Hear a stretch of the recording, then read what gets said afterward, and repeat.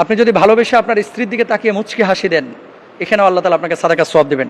আপনি যদি আপনার স্ত্রীর হাতটা ধরেন, আল্লাহ তাআলা আপনার সগীরা গুনাহ মাফ করবেন।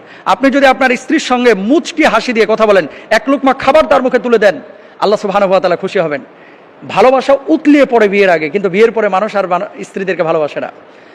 আমাদের সমাজের মধ্যে আজকে খেয়াল করে দেখেন, অধিকাংশ স্বামী স্ত্রী একসাথে কিন্তু খাবার গ্রহণ করে না, আলাদা আলাদা খাবার গ্রহণ করে। অথচ আল্লাহ রাসূল সাল্লাল্লাহু আলাইহি ওয়াসাল্লাম একসাথে স্ত্রীদের সঙ্গে খাবার গ্রহণ করেছেন যখন বাসায় দেখেছেন। তা আমরা কেন স্ত্রীদের সাথে খাবার গ্রহণ করছি না?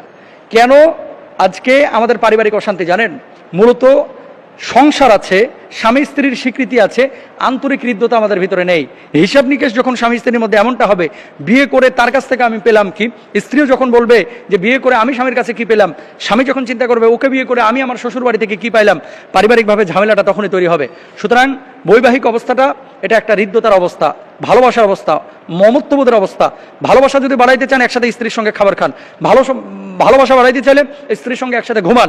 ভালোবাসা বাড়াইতে চাইলে স্ত্রীকে মাঝে মাঝে বাইরে ঘুরতে নিয়ে যান।